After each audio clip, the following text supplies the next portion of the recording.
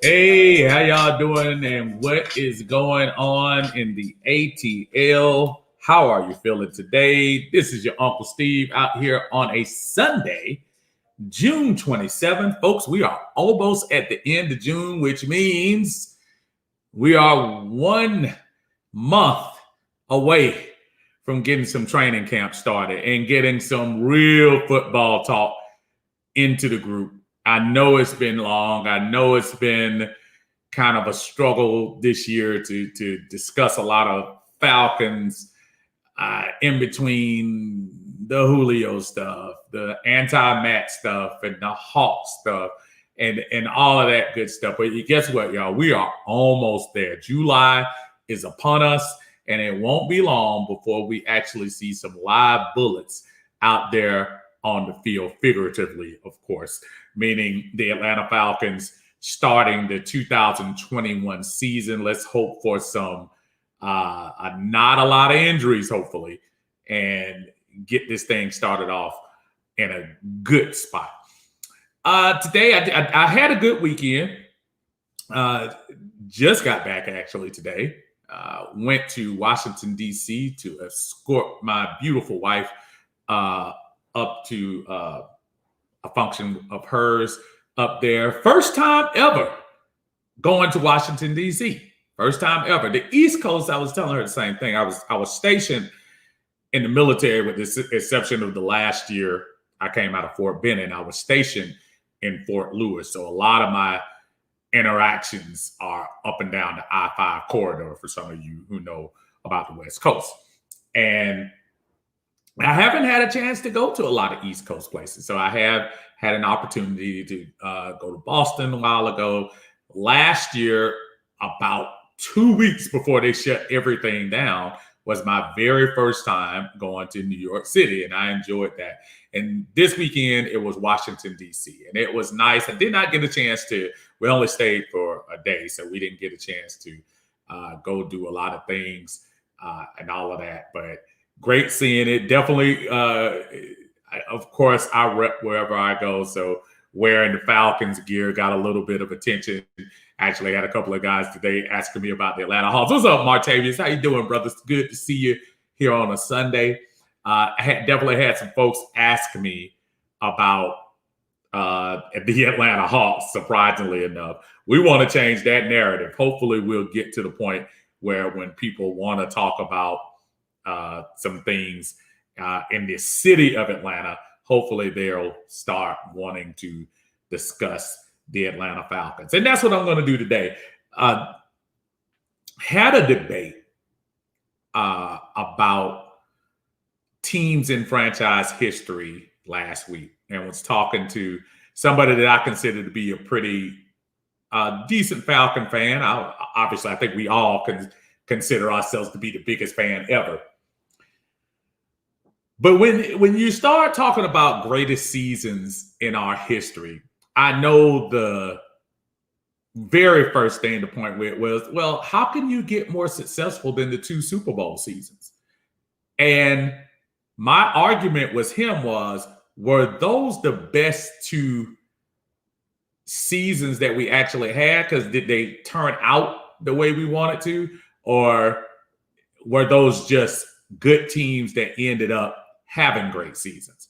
So there was a kind of a double thing being asked. So the greatest teams versus the greatest seasons. So I said what I would do is I'd bring it to you all to say, what were the greatest seasons in franchise history? Now, to his point, you have to include the Super Bowl seasons in there because the ultimate goal is to win the championship. And if you're playing in the championship, it's obvious that those were the greatest seasons. But I started thinking about this. The greatest seasons, did the greatest seasons necessarily have the greatest teams? The greatest team to me, still to this day, is the 1980 Atlanta Falcons. And I know I date myself by talking about a team from 40 years ago. I get it. But still, as a young pup, knowing a little bit about football, I still put that team against any other team in franchise history as far as talent, as far as balance, as far as what they could do on the field, how quick they could light you up, and the legitimacy of a defense that controlled the game. So even though that was one of the greatest teams, that didn't end up being the greatest season because we lost in the division playoffs. We were the first number 1 seed and we ended up losing. So I want to hear your greatest seasons in Falcon history. And again, we can mix it around and play around with it, whether you can have the greatest team, the greatest season, however you want to put it. I'm putting it under the banner of greatest seasons in Falcons history and franchise history, but I will also have the argument to see which were the greatest teams that we've ever had. Really, my first disclaimer I want to say is my football acumen probably didn't start until like 77, because that's when I truly start paying attention to football. And when I say pay attention, like going to the AJC to read stats and keep up with quarterback ratings and stuff like that. Yes, I was doing that in 8, 9, 10 years old. And I know a lot of you who keep up with stuff do that kind of things too.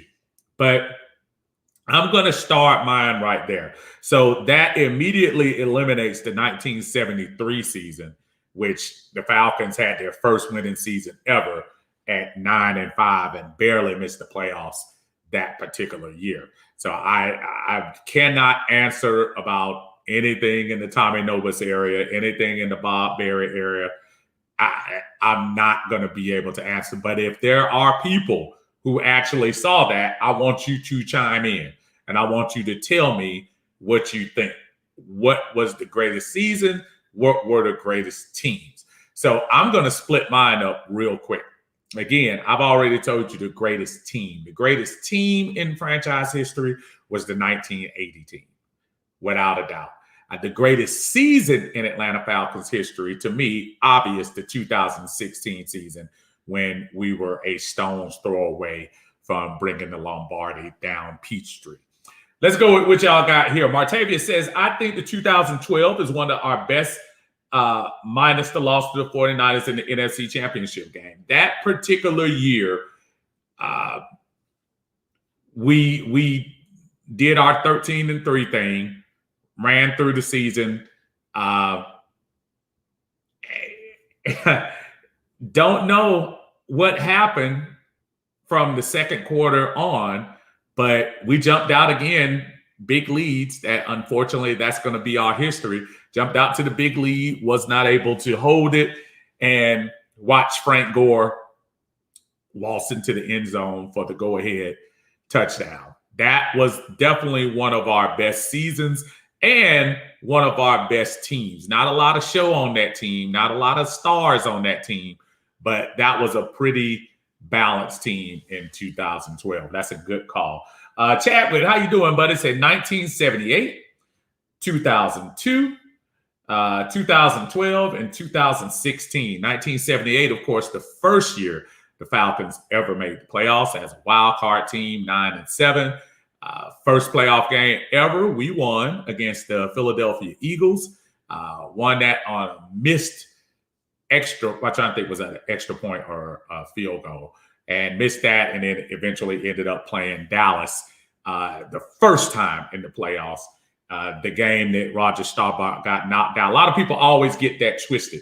The 78 year was the year that we played Dallas. Robert Pennywell hit Roger Staubach, and he knocked him out the game. Danny White comes back and engineers the win. The 1980 year was the year Danny White was already starting. Roger Staubach had already retired by then. And so people get that twisted. My brother Tidy, how you doing, sir? 2016, greatest season ever, although not greatest record ever. I say the greatest team because they made it to the Super Bowl, also raised a trophy in our house, which is the only Falcons team in history to do that. There is going to be a huge, and I know as much as y'all probably hearing me bang the pipes for the 1980 season, Tidy brings up that particular part of history that we can't deny. To be able to be one of those teams that are able to celebrate a win on your home field is such an exhilarating feeling for a fan to be able to witness that. I say it all the time. Sorry if I repeat myself. My son being able to share that moment with another sports fan and your son being able to kind of have that moment together is priceless, y'all. To be in the stands at that time, I must admit, Tidy, you're making me almost want to change my answer here, but I'm not. The 1980 team is still my favorite team, but you're right. That 2016 season, man, just really even the ups and downs of that season, the pick 2 with Kansas City at home, the loss to Jameis at home. We actually lost more games at home than we did on the road, I think, that year, because we lost Kansas City, Tampa Bay, and the Chargers. I think we lost those games at home. So, yeah, no doubt I can't argue with you, 2016. Jaqual says our defense stayed scrapping up turnovers that season. Absolutely. Jermaine says 1998, 2012, 2016, 04, and 08. I'm going to take a couple of them. The 1998 season, obviously the other Super Bowl season. And the thing about that year, that particular year, there were no expectations for the Falcons that year going into that Super Bowl season. I think everyone thought we had a solid team, but with Chris Chandler at quarterback, there was definitely not a lot of buzz. And there were a lot of people that thought that was a very flukish season. Of course, until the end, when you have a 14-2 season, I don't care what you're doing. There's nothing fluky about 14 wins. And to be able to go into Minnesota and talk about that moment where you're still in the spotlight from the home team and be able to celebrate on the home team's turf, raising that NFC championship, that's a big deal. I'll take that particular one. Carlene Scott says 2010 to 13-3 season. Carlene, I remember that season, another season. While I'll say the expectations weren't off the chain, it was coming off the year. Matt Ryan got hurt for the first time in his career. We had a 9-7 season back-to-back. You know, folks were thinking the Falcons were okay, but we kind of came out of the chute and surprised a lot of folks that year. That was a very unexpected 13-3 that season. Unfortunately, came crashing down to the eventual Super Bowl champions Green Bay and that horrific home game we had, where, of course, the pick six near the end of the second quarter pretty much doomed the Falcons in the end. But you're right. As far as seasons as a whole, 13-3 was nothing to sneeze at, and a pretty good season by our Falcons. Tidy says 1991, the most exciting season ever. Sorry, Vic superfans, but the 1991 season was excitement on the field, off the field, and also on the sidelines. I see you got some more over here. Prime time. Not only was that Deion probably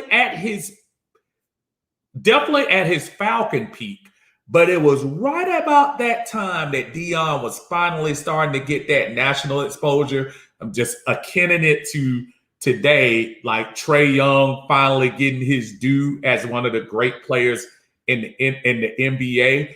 Prime had been doing things, but this was his opportunity. This was his chance on the national stage. Now, we had some characters on that team, starting with the head coach, leaving the tickets for Elvis and all of that.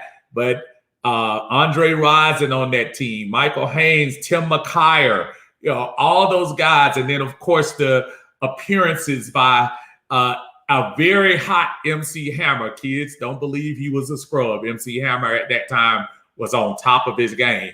Only thing bad about that season was Deion being in videos with Hammer. You want to look it up, go look at Must Be the what is it called?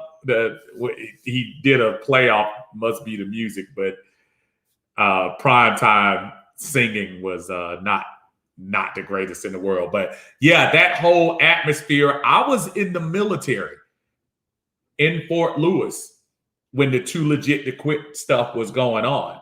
And I'm trying to tell you, there was excitement. There was excitement nationally for this team. We had just switched back to the black uniforms, and again, just that swag. Yeah, that was a very good season for us in 1991. Carlene comes up with another one, 2004, 11-5, lost in the conference championship to Philly. That was Michael Vick's best year as far as wins and losses success. Did not get a chance to go to the playoff game against the Rams where they blew them out. That was the year my son was born on January 5th, 2005. And the game was that Saturday. We had tickets, but I guess I owed it to my wife to stick around with Tyler. Then just 2 days old. So I don't regret that. But yeah, that season, that was very exciting too. Mike was doing Mike things that year. Very exciting year. Yeah, the Philly game, I think we were outmatched. It's a game that I can look back and truly not try to pretend like we were the favorites that game. Philly's defense was outstanding. Actually, Philly should have won the Super Bowl that year. I'm not saying that we were scrubs, but I think we were just outmanned. Their defense, led by Westbrook back there in the back, and old Hugh Douglas, who's at 92.9 now, and Wilbur Marshall was still in there. I mean, those guys were balling back then, and that was just a really good team.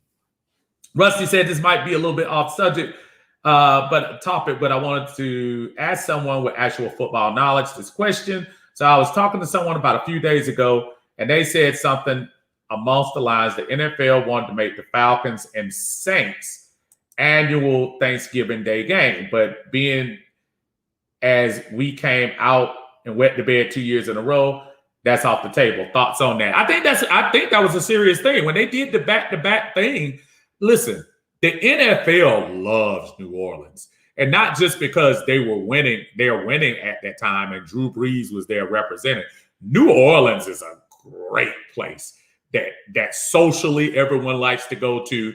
The Superdome is always a host of a Super Bowl, of the national championship, of major bowl games, of all kinds of sporting events. So it's not a shock that they would want to bounce that back and forth at the times. I wouldn't have had a problem if they would have kept that rivalry going. I think, again, the Falcons fell on hard times as a franchise. It would have been nice to be able to take advantage of those Shanahan years, and we could have done that a little bit earlier, and then we could have evened the playing field, but we just looked out of place the last 2 years. So I don't blame them for not trying to continue that on.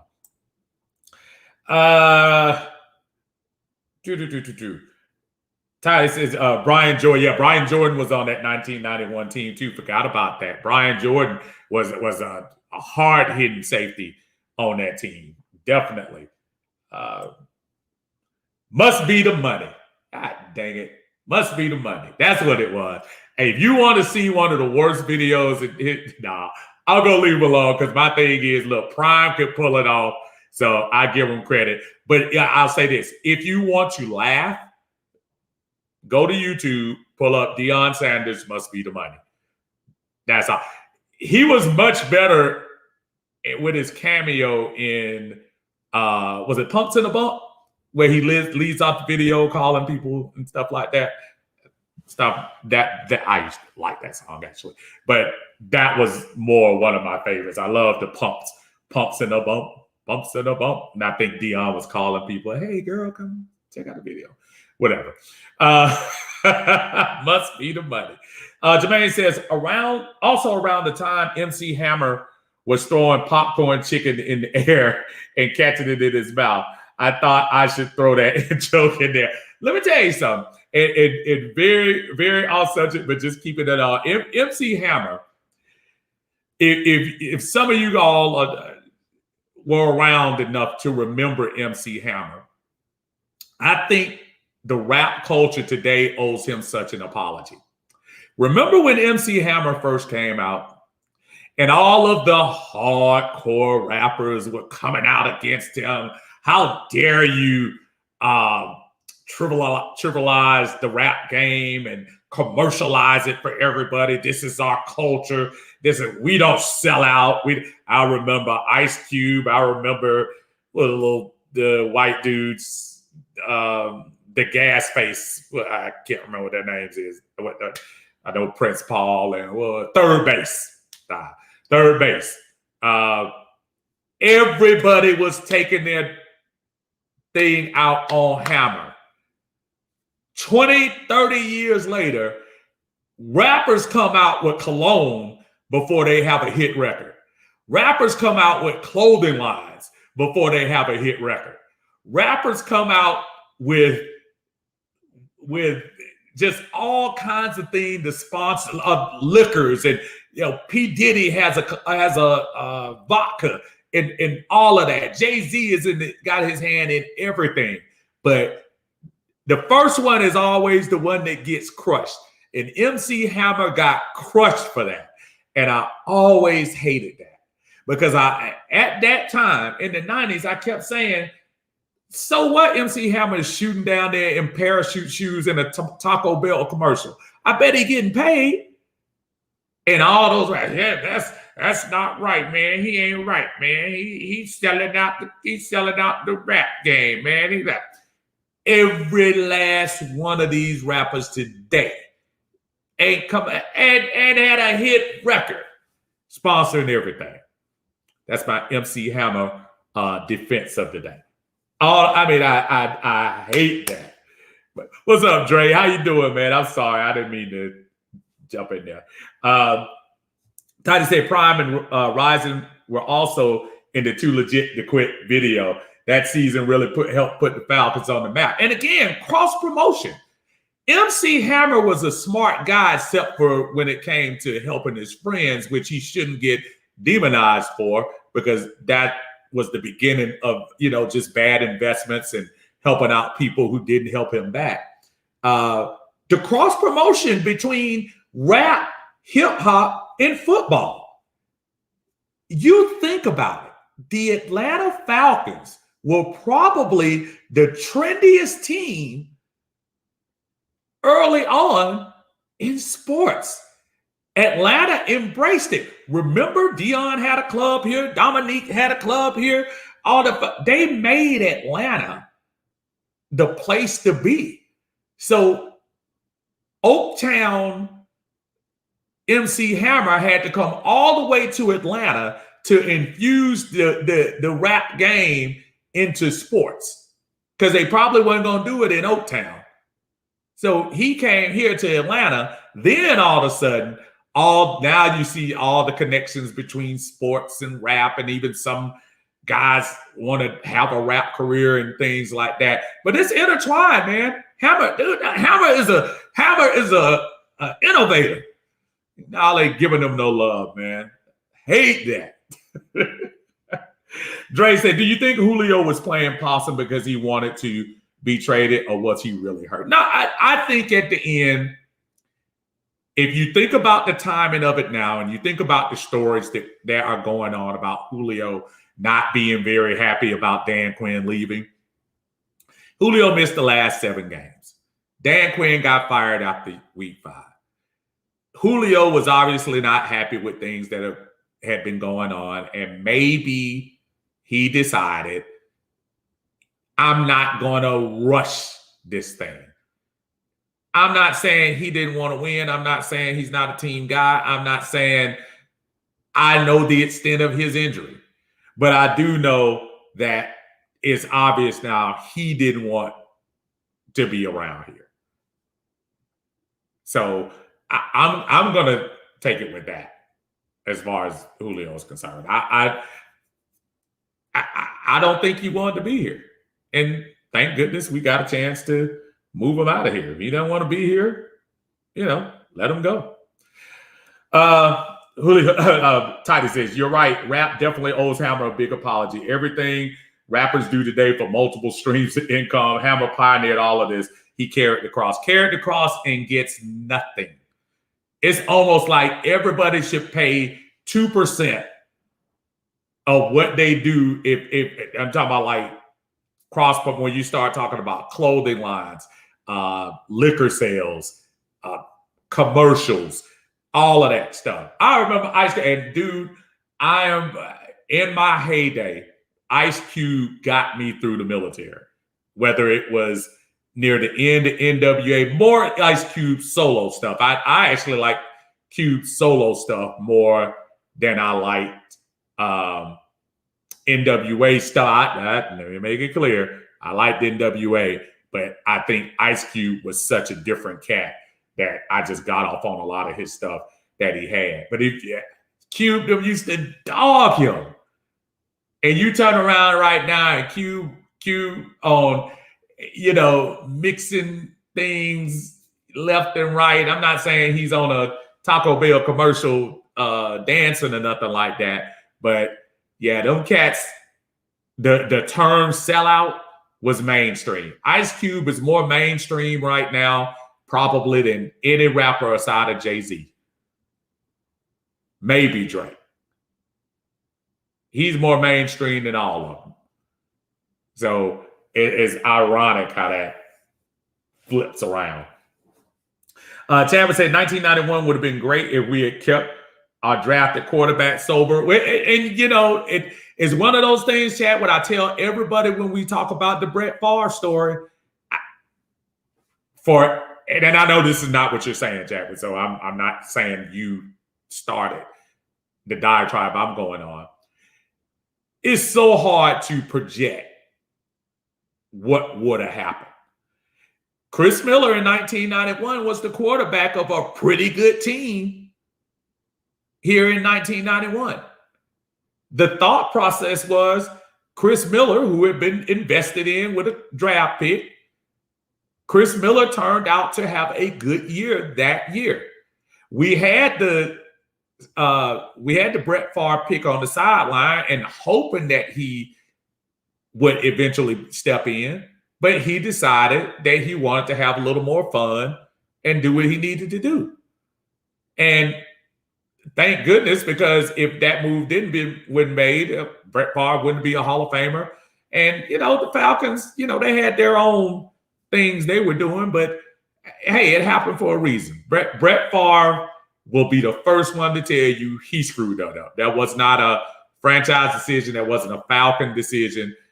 Brett Favre messed that up. That was nothing to do with the team. Tidy said it was just jealousy. Hammer was truly the first rapper to blow up internationally and get more money from every industry. They were just jealous. And that's what it was. Those guys weren't making the money. They weren't getting the exposure. MC Hammer had a cartoon, folks. He had a cartoon. That's all I need to say. He had a cartoon. How big can you get? Kid and Play had one too, I think. Dre says watching Fast and Furious now. Fast and Furious, man. I was done. I was completely done probably when the guy died, when Paul Walker died. But yeah, I was probably done after Fast 5. I think they should have stopped then. But again, folks keep paying for it. So if you keep paying for it, knock yourself out. I'll see you when it comes back on cable. Carlene Scott says they should have kept Favre. Chris Miller was a disaster. I agree. But again, remember, it's easy for us to say that. Chris Miller, the year they drafted Brett Favre, led the team to, I think it was 11-5. I can't remember whether it's 11-5 or 12-6. Let me check. No, it's 10-6. I apologize. 10-6 wild card. Chris Miller was the quarterback of that team. So you got a rookie on the sideline who's acting a fool. If you had a choice, are you going to keep the guy who just led you to the playoffs? Now, remember, leading the Falcons to the playoffs is a rare sight by this time in 1991. Like we weren't making the playoffs every 2 years. Or are you going to say, you know what? I'm just going to take a leap of faith and give it to the guy who keeps getting drunk and keeps getting in trouble? It's easy to go back in history and say, yes, let's do that. Well, shoot, let's start all the way back. Let's not draft Steve Bartkowski. Let's keep Mike Vick away from dogs. Let's do. I mean, it's easy. You can't go back and try to redo it. At the time, it was the right move to make. You thought Chris Miller had turned a corner. He didn't. It just ended up not being made. So it's hard for me to, kind of latch on to that and say that. I think Brett Favre did what Brett Favre did to get him out of there. Tidy said when Hammer got the cartoon show on TV, that was the icing on the cake for the A. Absolutely. Tidy, the Falcons need to follow their own history and draft quarterbacks, even when you have what you consider a franchise quarterback. I don't need to go back in time and just. I want to be so wrong about April, folks. I want to be wrong and hope that we're here this time next year talking about a successful season, a playoff season, something to build on, Kyle Pitts being a monster. I want to be wrong about that. I know I kept hearing about you don't sit a quarterback for 2 years. You don't. And I keep asking people, why do y'all think? Look, I don't care if Matt Ryan made $50 million. If the backup quarterback is successful and he's doing something that the other quarterback's not doing, you move on that. You don't sit still. So you're absolutely right. Draft your future. That's it. No, you don't pick up Felipe Franks in the undrafted lot and think he's going to turn the season around for you. You go get a quarterback. I was disappointed they didn't get another quarterback, period. Jermaine says it's going to be Fast and Furious 38. Allegedly, they're supposed to stop at 10. Allegedly. Every time I keep seeing the Asian guy getting killed, you get killed, come back, killed, come back. It's like third time he's come back, right? And stuff. He was in Tokyo Drift, and then he got killed in Tokyo Drift, got killed in, which one? Was it 7 or 8? Whatever. Now he's back again. I mean, Yeah, Fast and Furious can go as long as they're making money. Shoot, everybody keep going to see it. So, hey. Carlene, how many Fast and Furious are they going to make? They are in a competition with 20 Rocky movies and 15 Rambo movies. Oh, man. Listen. And I like, and out of the Fast and Furious movies, the first one is always going to be, I'm not saying it was a piece of Oscar-worthy movie, but it set the table. I like the relationship between the Dominique Toretto and was it Brian Spielman or whatever his name is, Spiller or whatever. The relationship between those two made the franchise. Of course, in 2, Vin wasn't there, and 3, Paul Walker wasn't there. But then when they made 4, you kind of got that back again. I think you should have stopped after that. But again, if the public continues to say we're gonna shell out money for it, hey, who am I to stop capitalism? If they keep buying it, keep selling it. Carly says they should have drafted Justin Fields this year. Yes. Yes. I hope you went back and looked at the draft tape of myself, Brother Tidy, Marcus, Nicholas, and Quintez. We had a great time that draft night. Hopefully we get a chance to do I haven't talked to Tidy about it yet, and I'm sure you will. And hopefully we get a chance to do maybe a pre-season prelude to the season, just to talk about how the team is going to do during the year. I would love to do that. Maybe we can get together and discuss that. Just do like what they call a pre-season show, and just talk about what the Falcons are going to do. Something closer into right before the season starts. I think that would be great for the Atlanta Bird game to get into. Martavius said we should have kept Ben Kirk. Please say you're joking. Rusty says, I seen it last night. It was good. Some scenes go a little far, but as an action movie now, definitely not all about street racing. Yeah, I think it's one of those things that, again, Rusty, if people are still buying it, they'll still make it. That's Carlene was talking about Rocky. Folks still went to see it. So, Tidy said, let's make it happen. The first one was a huge success. I really do. And that was such fun interacting with everybody. Hopefully we'll all get on board during this football season. I realize that this is a dead part of the year. I know we've been talking about just about everything except the Falcons this year, but this season, off season, but we're going to try to circle this thing back. It's coming close to July.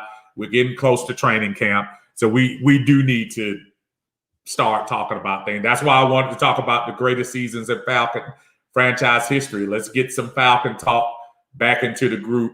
There's nothing wrong with the other. I still stand by my standards that, listen, if it's a city team that's doing well and historically well, and I had an argument with somebody about what historic meant.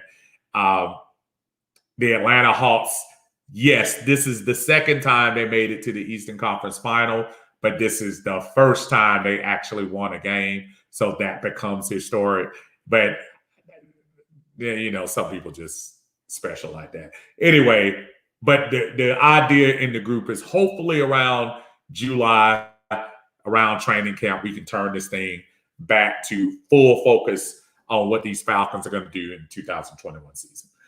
Cam says, I watched it last night. It wasn't that bad. Okay. All right. Vin Diesel getting some love from y'all. Chad would say, I will say it over and over. We need a Brady to our Bledsoe. But it's a matter of finding the right person. I think, Chadwick, these guys came in under rigorous circumstance. I think they came in with a roster that's overpaid, players that were overvalued, and coaching that was pandering. And what I mean is we had a coaching staff that pandered to the talent, to what allegedly was supposed to be the best talent. Not only do these guys have to come in and change systems, not only do they have to change a mindset, folks, we're 2 years away from getting this roster money straightened out.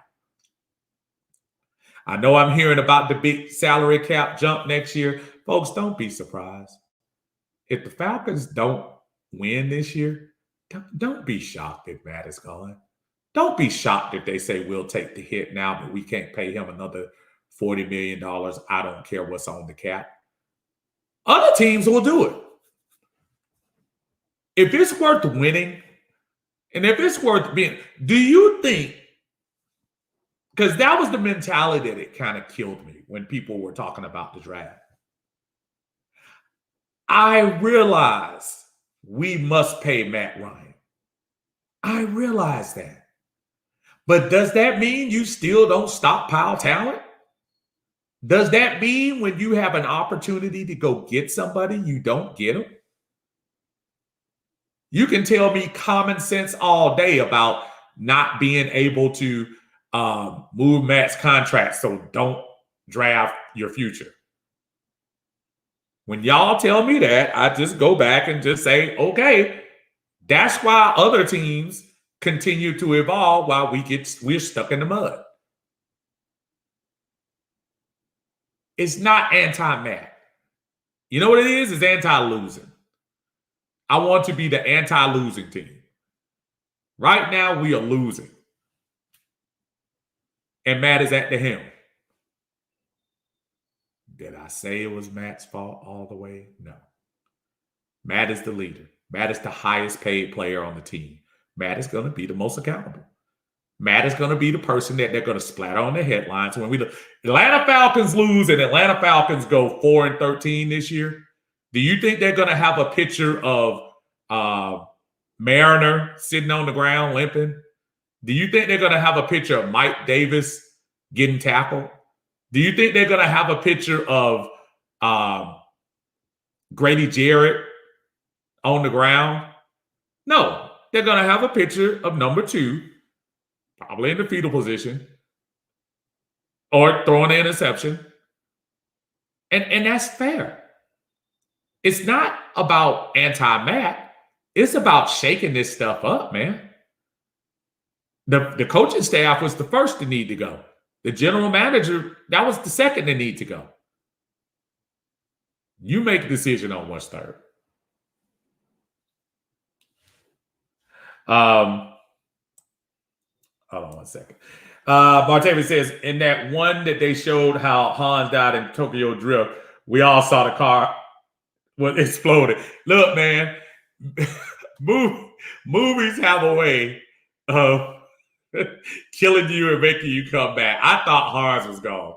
Next thing I know, I see Hans in, what was it, 4? I think, was it 4 or 5? It might have been 5. No, it was 4, because that was when Dom was actually coming back to avenge him. Carlene says, please invite my husband, Mark, for the preseason show. I absolutely will.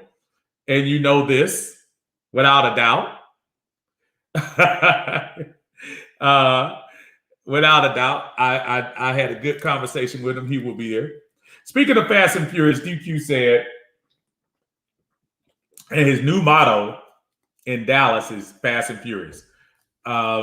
Selling them folks empty pinata already. Dang. Y'all, look, man.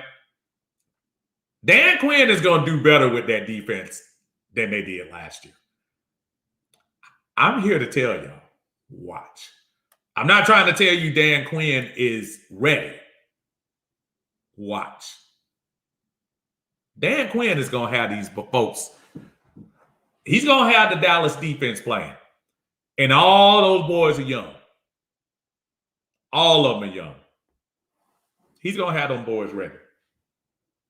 Rusty says, speaking of Fast and Furious, DQs. Oh, no, I got that. Ashley Jackson, what are we looking like as far as the salary cap and positions we need to address? Aisley aligns with Paisley, and I appreciate that, man, because a brother like me, not only can I not see, but I'm not great at pronouncing names, but Aisley. The salary cap, when we got everybody under, and Tidy double check with me on that, I think that got us $13 million under, and that was before we start signing the rookies. Now, I don't know how much we have now. I know we haven't done Pitts yet, and we haven't done Grant yet. So those are going to be our most expensive ones, especially Pitts. That's a number 4 pick, so you're not going to pay him peanuts.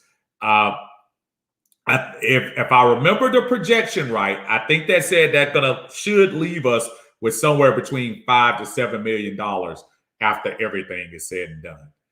What do we go get with $5 to $7 million? You're probably not going to dig a lot, Aisley, because what you need that money for, you're going to need that money for after preseason cuts. Think about it. There are a lot of teams that are going to be cutting the fat on some guys that we're not expecting. You want to be one of those teams that's able to afford a veteran's minimum salary and bring some of those guys in. Positions you should be looking at, anything on the defense.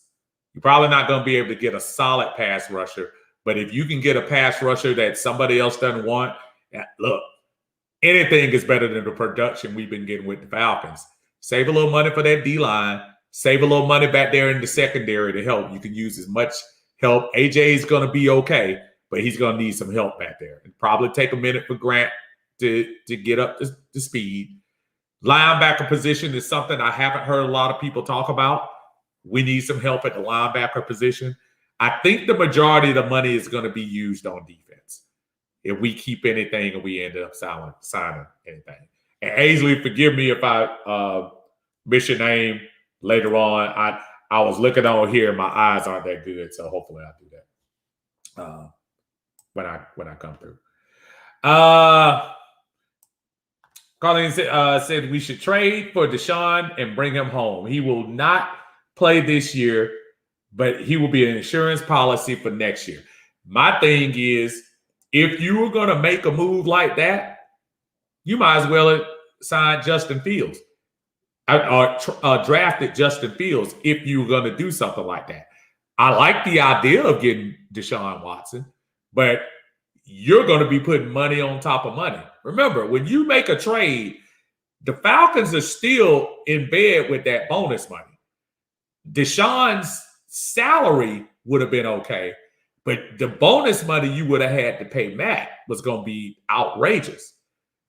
If you draft Justin Fields, you're saving money.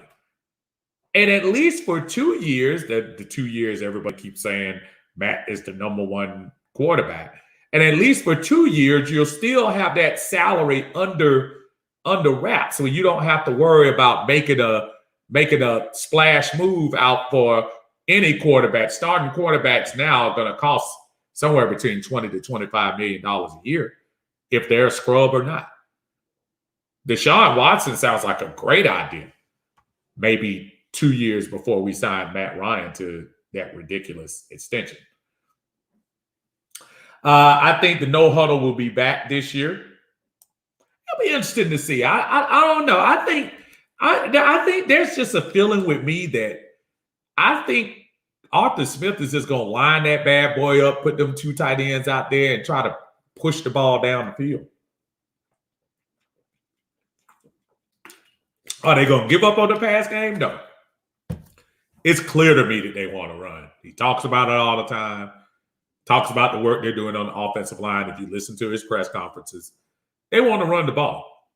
They want to get tough. Now, the problem I have is you're trusting pretty much a backup running back as your starting running back and a couple of undrafted free agents and Quadre Ollison, who really hasn't had an opportunity, so I don't want to knock him. And I'm not knocking Davis either. But we don't have an established running game. And there's nothing that makes me feel excited about what we have on the roster. Can I be surprised? Let me be pleasantly surprised. Please. Corliss, what's going on, my brother? Say, what's good? Sadly, Hammer was the sacrificial lamb. Yeah, 2016, 1998 were the best Falcon teams. I thought 2010 was a good year till Aaron Rodgers exposed us at home. I agree with you as far as the season's concerned. Again, I was breaking down also the season and the team. Sometimes they ran synonymous with each other. Do I think the team that went to the Super Bowl in 2016 was that the best team the Falcons had? I'm not even sure if that was one of the best three teams we've had in franchise history. By far, I've already said this, the 1980 team was top to bottom one of the best teams. They didn't have the best results, but it was one of the best teams. The other team that I really liked was the 2012 team. I think the 2012 team had a really good balance on offense and defense, opportunistic team on defense in that 2012 season. 2016 definitely is a team that is one of the best and definitely got the best results. But as far as team is concerned, I think we've had some better teams. Make sure we differentiate what we're talking about as far as that's concerned. But as far as season's concerned, absolutely, those are the two best. Carlin, no huddle is so Pac-10, 12 Oregon football. That will not work here. We do not have the personnel. Well, I know they brought the other tight end in, Lee. Is it Lee Smith? I might have the name wrong. And maybe they plan on using him more in the run game than they plan on putting Hayden Hurst out there for maybe passing attempts. I don't know. But, hey, he did it in Tennessee. He doesn't have Derrick Henry back there. That's the biggest problem I have. But who knows, man? Look, I don't think for 1 minute Arthur Smith and Terry Fontenot are even close to finishing doing what they want to do with this team. I think if you look at them, they're probably looking to wait. What's up, CP? How you doing, brother? Everything going on? Where CP is listening and watching on Uncle Steve's Lounge on YouTube. If y'all get a chance, please subscribe. We're gonna do it. We've been putting up a little bit more things on the YouTube page, but we're always going to give our loyalty to the Atlanta Bird Gang here on Facebook. Julio soured on Atlanta. He got what he wanted. Sadly, Hammer was the sacrificial lamb. That wild card win in New Orleans in the 1991 season, probably one of our best playoff wins when you can win against one of your rivals. I'll take that over everything. Cam says, I'm definitely anti-Matt. He hasn't gotten better as a quarterback, and it's time to move on from him. Tidy says, we currently have $14.5 million in cap space. Thank you, Tidy. I knew you would probably come through with that. Going back to the Matt thing. Folks, again, for the 18th time, it's not personal. It's about production. It's about, and not production from yards, wins. If Matt wins this year, folks, I'm not saying I'm going to apologize, but I'm going to give Matt all the credit in the world. In 2017, Matt Ryan may have had one of his worst statistical and just on the field worst performances in a long time in a season. But they won 10 games, won on the road against the Rams, and was a second away from beating Philadelphia in the division playoffs. That's why I'm not going to criticize him for that, because he was the quarterback on that team. And he led that team when he had to. We had a couple of wins that year that Matt was instrumental in winning. But I can't sit here and in good faith give Matt credit when your teams are 7-9, 7-9, 4-12. And I will beat that across the drum. I will beat that drum until people finally listen to what I'm saying. I cannot have a quarterback making upwards to the $35 to $40 million and not producing on the field. And the first person is going to say, Deshaun Watson doing the same thing. Deshaun Watson not 35. Deshaun Watson has an opportunity to change that narrative. Right now, Matt Ryan doesn't. So I stand with you there, buddy. Martavis said Grant is already done. It's just Pitts we had to sign. Okay, I apologize. I've been out of the loop for the last couple of days, my friend. Thank you very much for that update. So now it's Pitts. And again, that's going to be a big chunk because he's the number 4 pick in the draft. What's going on, Ease? How you doing, man? Good to see you, brother. We're talking about the greatest seasons and the greatest teams in Atlanta Falcon history. Perfect example. A great team would be the team that went 13-3 in 2010, though that wasn't a great season. A great season would obviously be 2016, where we had a 11-5 record, not our best, and still ended up going to the Super Bowl. So best seasons, best teams in franchise history. Dre, who are the Falcons running backs? I don't know if you just heard me. We got brother Mike Davis, Quadre Allison, and I'm trying to think of help me out, y'all, the unrestricted free agents that we picked up right after the draft. Help me out. There's one guy that everybody's talking about, but again, I can't get super excited about undrafted free agents until I see them on an NFL field. I can't. Rusty, I'm surprised we didn't draft a running back. Mike Davis runs hard, but we could have used a young running back. I wanted Sermon from OSU, but Kyle Shanahan got us again. And I'll tell you, man, Sermon, I like the fact that Sermon shined in the end during the big games when they needed him. That's why I was interested. And I know we could have got him in the 3rd round. I know we could have. Yeah, I had a whole argument, Rusty, in another Falcons group. And everybody seen the little picture with Mike Davis and the huge thighs.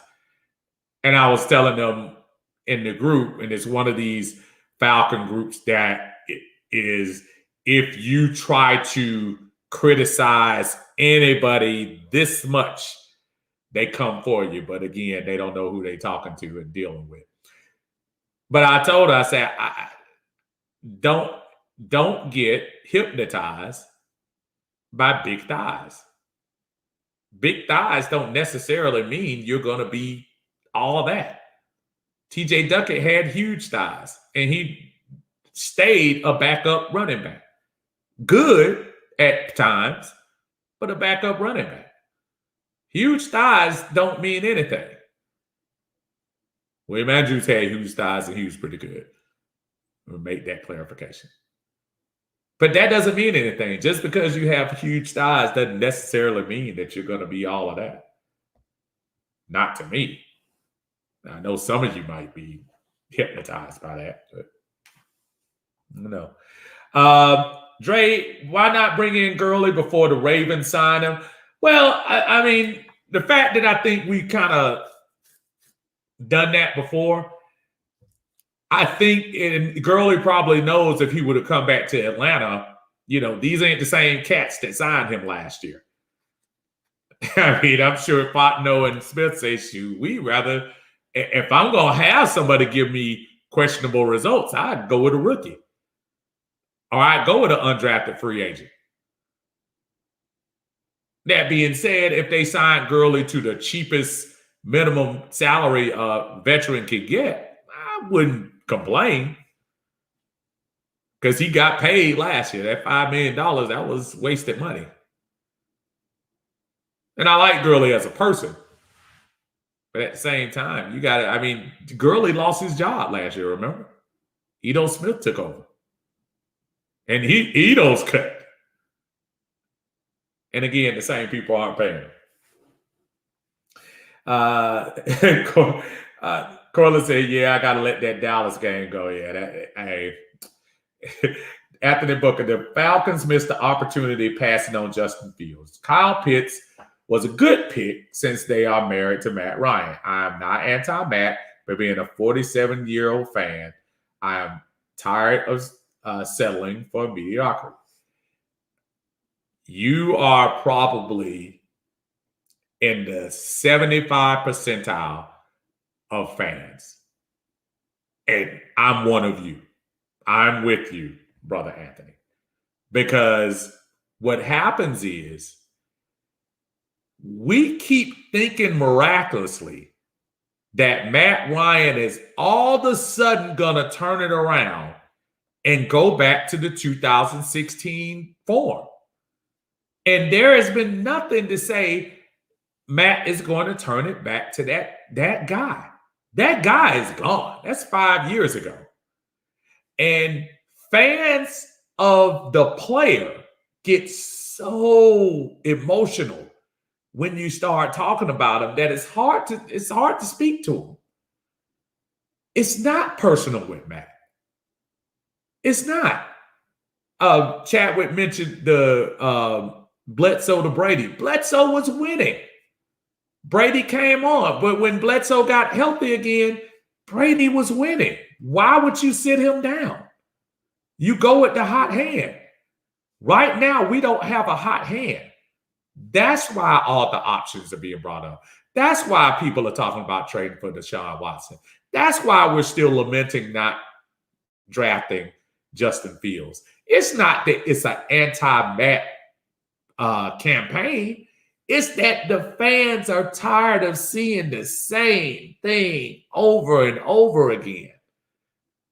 We get on here and start talking about, if Matt would have, and then we go out there and look at all these other teams in the NFL that are coming with the different breed quarterback, the hybrid breed. And no, it's not down racial lines. Our brother Josh Allen is lighting it up there in Buffalo. Aaron Rodgers hadn't stopped doing what he's doing. It's a different type of quarterback, folks. It's an athletic, able to stretch the play type of quarterback. Matt Ryan came into this league when the drop back quarterback was in vogue. You had Peyton Manning, Tom Brady leading the way. Guys were in that mode. Those guys were winning.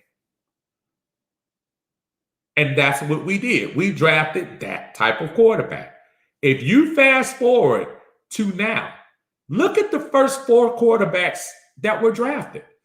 Lawrence, Wilson, Lance, Fields, all able to athletically stretch the field and still be a quality thrower.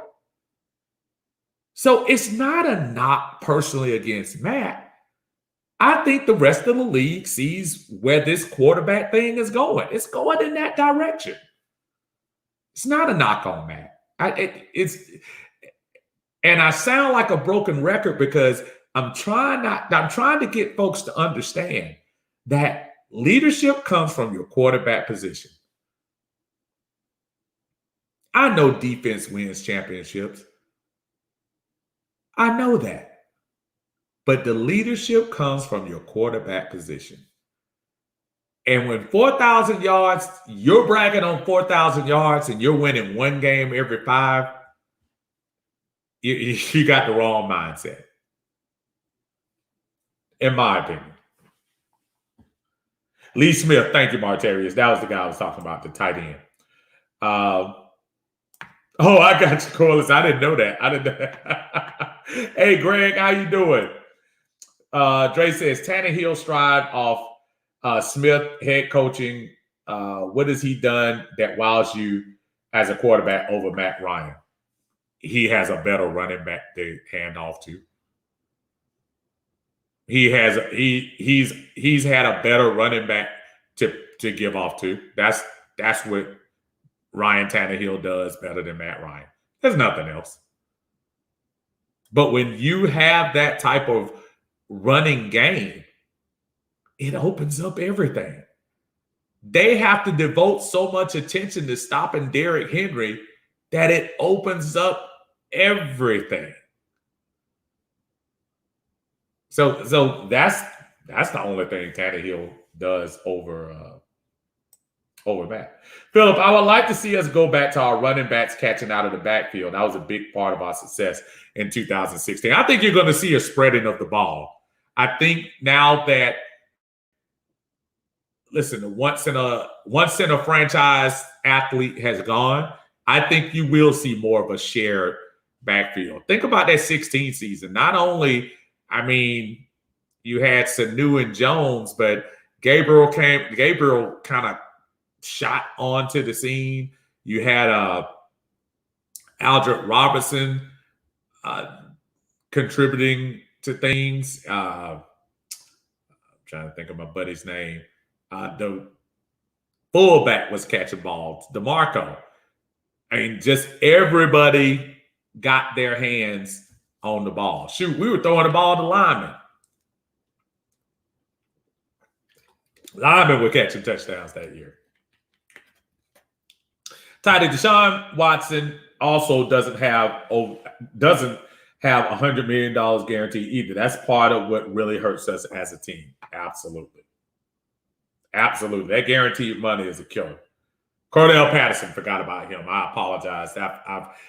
And that's even a bigger thought. The mere fact that I can't think of who the running backs on this roster are should tell you how strong our running back roster is.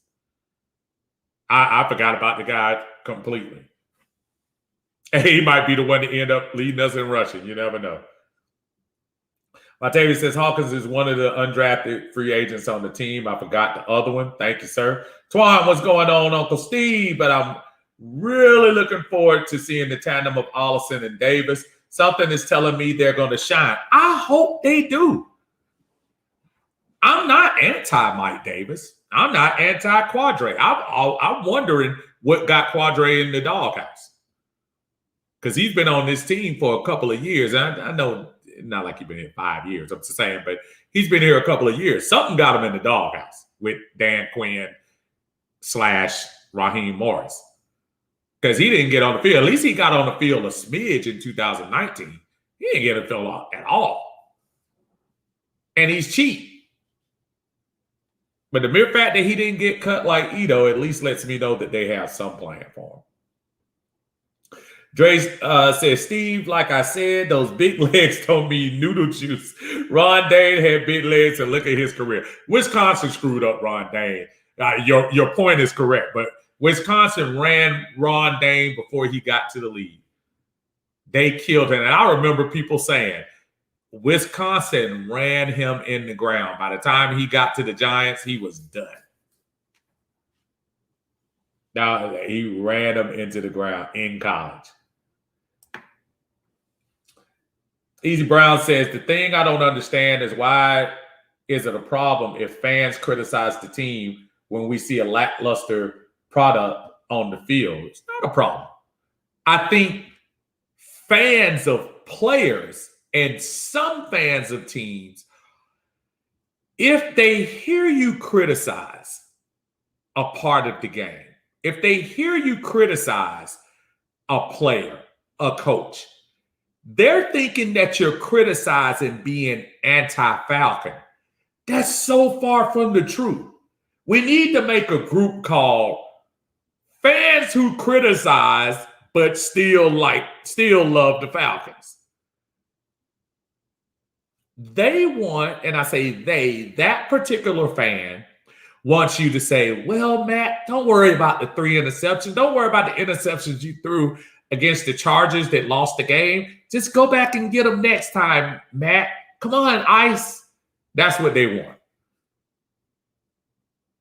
And the passionate fans, like 90% of you that I see in the feed, when y'all come in here, y'all not coming in here talking about forget the Falcons, they're the worst team in the world and I'm never going to root for them again. Y'all are saying, what do we have to do to be better? You all are suggesting things that we need to do to improve the team. Are we saying rah, rah, Matt and rah? No. It could be rah-rah Felipe Franks if he can win. At this point, we were breaking it down the other day for all the stat geeks. In order to have a 4,000-yard season now, you only have to throw for 243 yards. To have a 1,000-yard season now, you only have to run for right up to 70 yards a game. Stats are overrated, except in fantasy football. And I play, so I'm not going to sit here and pretend like I don't like stats in some context. But on the field, I don't care if you catch one ball for 50 yards as long as it's a touchdown. Or as long as it sets the team up for a touchdown. But we've got to get out of this mentality that every criticism means you don't support the team. That's so far from what we do here. That's why when I hear people give criticism, as long as it's not slanderous and you're trying to get super personal and things like that, it's fair game. We have a 4-12 team coming into this year. Folks, there's not a lot of pop and circumstance you can give to the guys coming off of a 4-12 campaign. So you're going to hear more negative stuff. Even the Super Bowl year, when you think about what we did coming off the Super Bowl year, folks were mad, but you didn't see people dogging the team out like they were because they were coming off a winning season. Shoot, I'll take it one step further. Even the 2017 season, when we knew that wasn't as great of a team. But there was still an air of optimism because of what we had done the season before. You can't get upset. Well, you can at your own detriment, but you can't get upset when folks are clearly just giving suggestions on what they think can improve the team. Am I going to sit here and try to act like I'm an X and O's guy? No. Am I going to sit here and try to act like I played ball and did all of this and was a 2-year starter at Appalachian State? No. But what I am saying as a fan and a card-paying fan, I expect there to be a better product this year in 2021. And I reserve the right to make those calls to criticize where I see need to be criticized. And love the Falcons with everything, just like loving your kids. You got to be strict with your kids. You got to start, calling out things when you see them. That doesn't mean you don't love them. It doesn't mean you don't care about them. But you got to call it when you got to call it like you see it. The Falcons have not been good the last 3 years. And I love the Falcons. But I can't sit here and start blowing smoke up their behind trying to act like they're ready for prime time.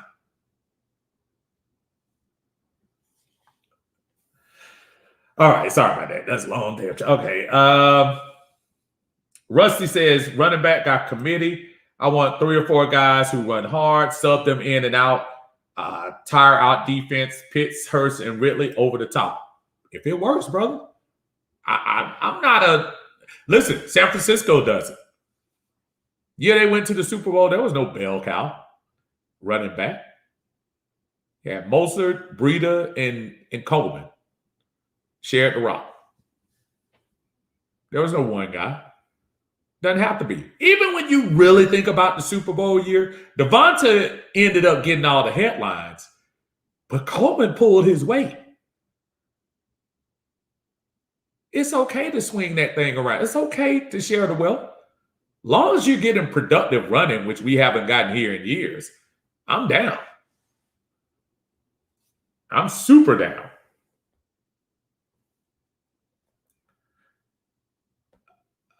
Let's see what we got here. Cam is definitely an anti-Matt campaign over here. Listen, and again, I'm not here to also tell people what to think personally about players. You don't like Matt? I don't have a problem with that. Now, if Matt start winning, I'll defend him if he starts winning. I'll defend Matt all day if he's winning. But you haven't been winning. When you don't win, I'm not going to stick my neck out for you if you're not winning. Yes, defense, get as much blame as possible. They haven't been able to do a lot lately. But Matt getting paid the most. And it's not fair, but that's how it is. Twan says, yeah, I was ticked too when we passed on Fields, and then people started saying, oh, y'all tripping over the fourth best quarterback, but we don't know that. And again, Twan, people don't understand. What we were trying to say was we may not get another opportunity to pick this high. Let's hope we don't. I think as Falcon fans, nobody is hoping for us to pick in the top 5 again this year. I don't think we are. Nobody is.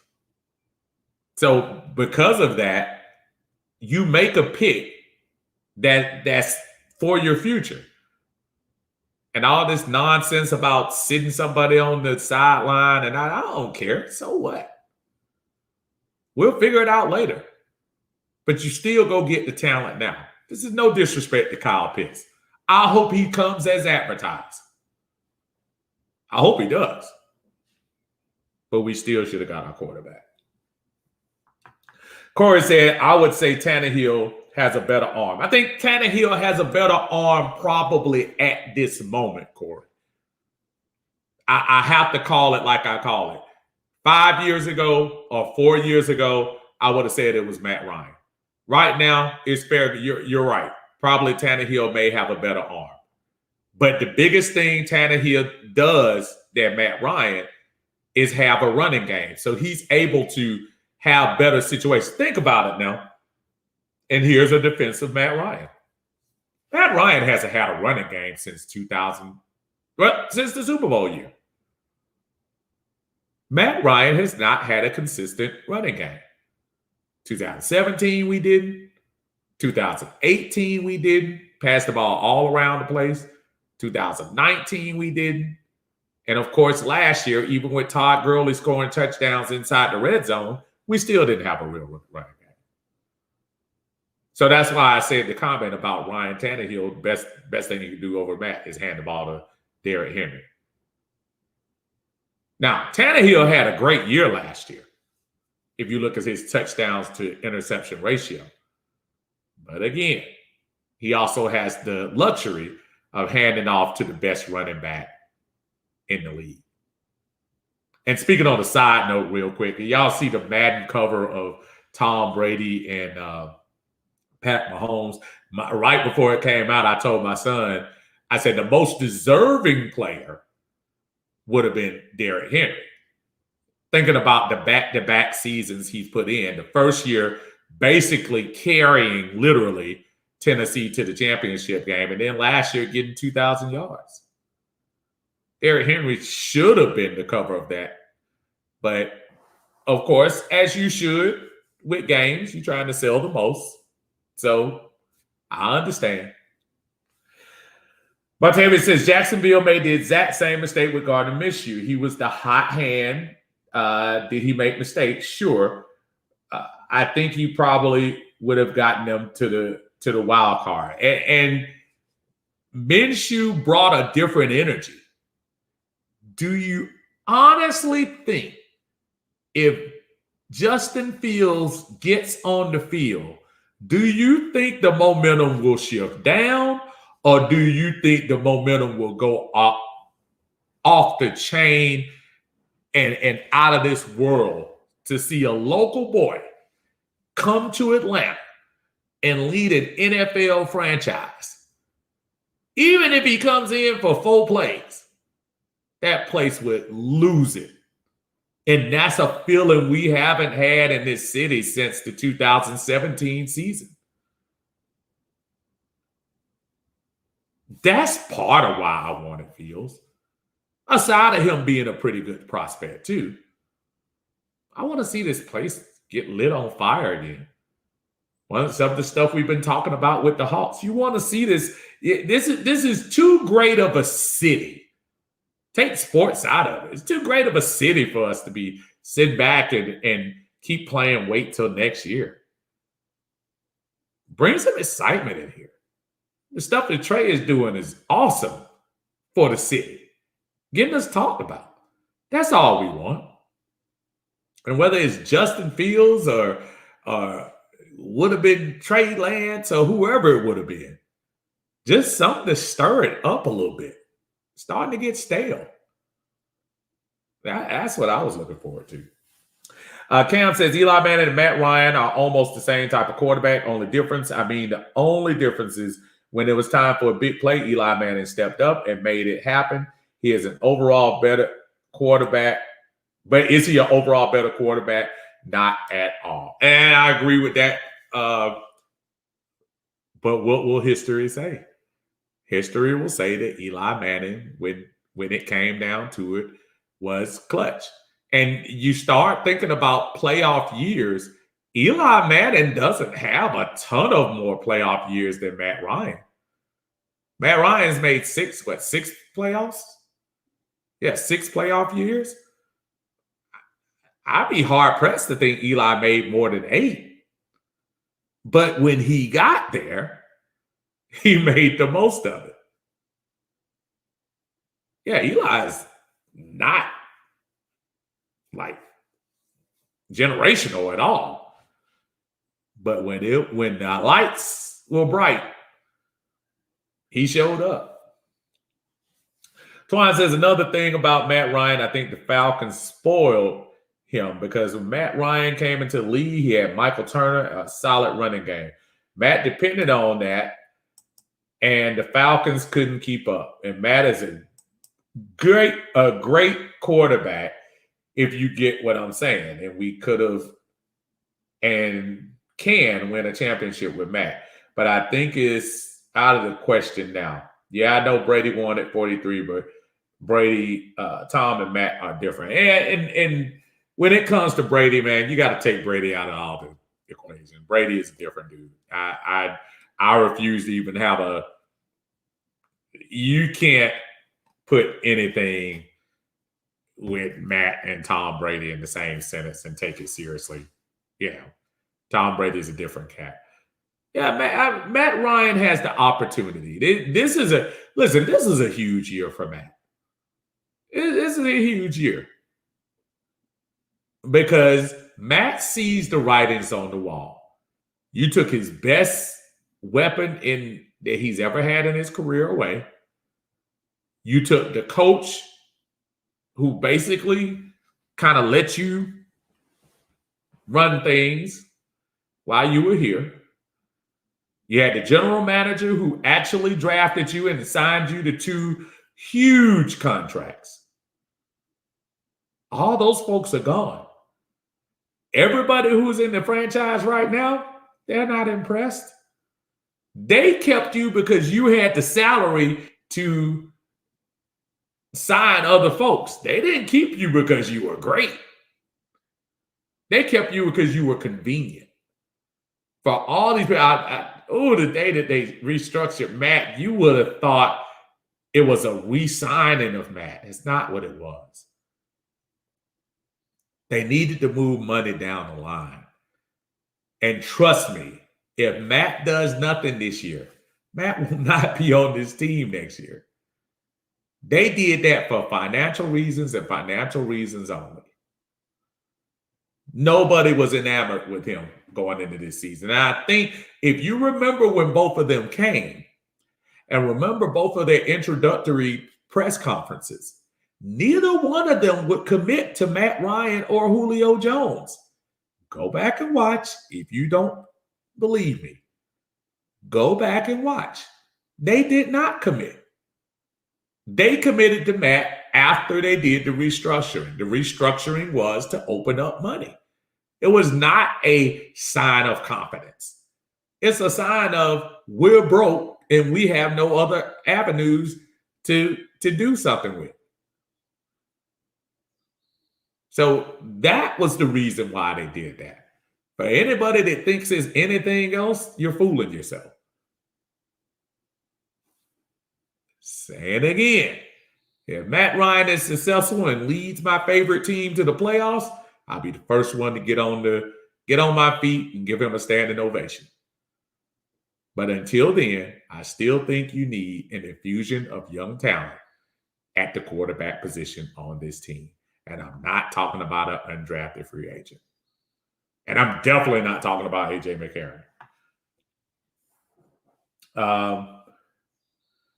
Dre says, I know this is a Falcon podcast, but what do the Hawks have to do tonight to pull a win out? They have to not only play defense, but they got to stop turning the ball over. Tonight is going to be, and I'm not trying to go doom and gloom on everybody because, again, I'm an ATL fan. Tonight is crucial. I know Philly won game 3 and we came back and did those things. This team is more talented around the top. Not saying we aren't. But we beat them when Chris Middleton did not have his best game. Last game, you saw everybody eating on Milwaukee. And if you can't stop the other folks, you're not going to stop Giannis. Giannis is going to get his. But if you can't stop the other folks, it's going to be a long night. I don't even know who Porter was, or Potter, or whatever his name is. You can't have other folks going off on you. So tonight is crucial. 8:30 tonight. Y'all make sure y'all check it out. Y'all support y'all Hawks.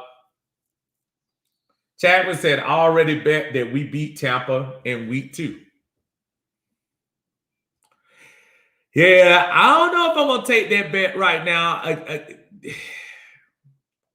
I don't know. We'll see. Tom Brady has to get old eventually. I don't know if I bet anything against Tampa. Philip, if Matt could extend the play and stop staring down the wide receivers, he would be a different beast. And here's the problem with that, Philip. You're absolutely right. But do you think he can get better? Do you think he can improve that? I don't think he can. At least he hasn't shown. The league is different. We've got to move with the league. We've got to move with these trends. The quarterbacks, look, let's look at it real quick. And I don't want to, prolong that thing, but let me look. Okay. Here are your playoff quarterbacks. And you tell me how many quarterbacks are just straight drop back and don't have and tell me the ones that have the ability to move around. Buffalo, Josh Allen. Don't need to say it. Shoot, Miami, even with suspect Tua, was 10-6. Pittsburgh may be one of the only exceptions. Baltimore, don't even need to say about Lamar. Baker Mayfield can move. Joe Burrows, even though he got hurt, Joe Burrows got the potential to move around. Ryan Tannehill, he falls in that category of fall back a little bit. Yeah, not saying he's not athletic, but he falls in that category. Indianapolis last year with Phillip Rivers, no. Drop back quarterback. Kansas City, no need to talk about. Washington doesn't count because they didn't really have a quarterback last year. Green Bay, Aaron Rodgers, of course. New Orleans, because Drew Brees was definitely drop back quarterback. Tampa Bay, Tom Brady, drop back. Seattle, Russell, move around. And say what you want to say about golf. Golf has some athleticism as well. The days of quarterbacks just sitting back there and hoping your line is going to block you, those days are gone, y'all. We got to do better. Got to. Martavis says Dimitrov should have walked when Mike Smith walked. Well, I think the problem was, remember, Dimitrov kind of got saved because the thought was Dimitrov was about to get fired as well. But Dan Quinn needed Dimitrov. Remember the big press conference when he was saying that Dan Quinn was going to have a decision on player personnel, and he and Dimitrov would work together? See, before Dimitrov hired Smith, and so you had the regular general manager over the head coach type of hierarchy. But Dan Quinn changed that. Dan Quinn reported straight to Arthur Blank. He didn't report to Thomas Dimitrov. He and Thomas were on the same level. So that was a little bit of a difference right there. But just surprisingly, Mike Smith didn't go back to coaching. Mike Smith did a good job in retrospect. Chad was saying that Julio wouldn't restructure the same way. You're right. Twan, Uncle Steve, what do you think? We still have a chance to get Deshaun Watson in a year or two. But yes, we kept Matt because of his salary. I would love to get my hands on Deshaun Watson. Listen, you know, the elephant in the room obviously is hoping that he gets out of all the drama that he has going on off the field. Hopefully that doesn't come to fruition. You don't want to start making investments in somebody that has the potential to not be here. And then there still could be some discipline coming down the line of the NFL just because of the egg on the face that you have with certain situations. Nothing has been proven. Nothing has been to court. So I'm not speaking on any of that. But that being said, you almost want to be careful before you do anything. I know you said a year or two down the line, but, you know, you just want, let's see how all this plays out first before anything happens. I can see. Chad would say, I live in New Hampshire, a bunch of Brady fans. So 6 out of 12. Oh, I'm trying to see what you're talking about. 6 out of 12. I've probably been doing too much talking. Just remind me what I was talking about. 6 out of 12. I'm sorry. I just lost count. So again, best team in Falcon history, best season in Falcon history. Y'all continue to light it up down there. I'm getting ready to get fired up for this Hawks game. Let's see if we can get these boys to win a game, y'all, and get this Atlanta momentum going. Hopefully this time next week, we'll be talking about a finals berth or either talking about game 7. Until then, y'all take care of yourself. Happy Sunday to you. We'll catch you. We'll pop in during the week, and we'll catch you next Sunday at 6 o'clock. And actually, next Sunday is 4th of July, so might have something special for you next week. We'll see. Y'all take care. Peace. Go Bird Gang. Uncle Steve's Sports Lounge. Y'all make sure y'all put a like over there on the video and also subscribe. Tell your friends. Y'all be good. Peace.